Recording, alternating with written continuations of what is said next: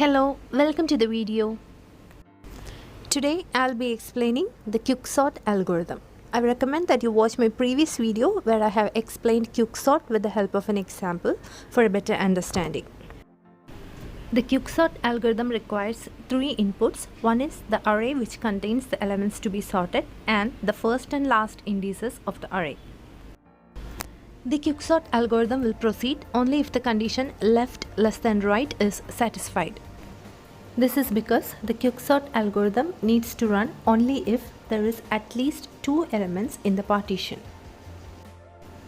A of left, which is the leftmost element of the partition, will be assigned to the variable pivot.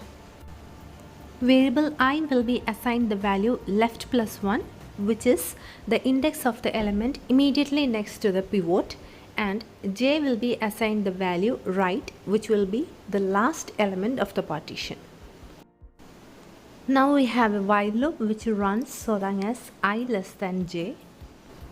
Inside the while loop we have another while loop which increments the value of I so long as the element at I is less than the pivot.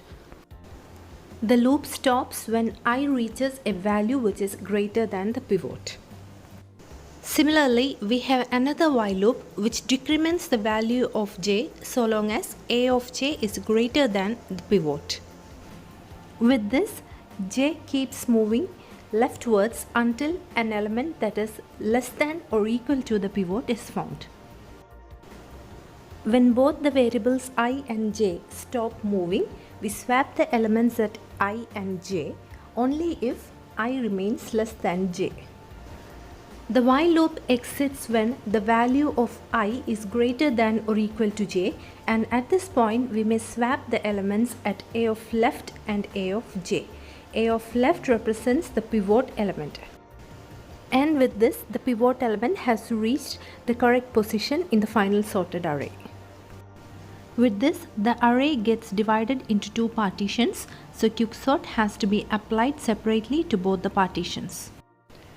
First, the quicksort algorithm is recursively called for the left partition, which is from left to j minus 1.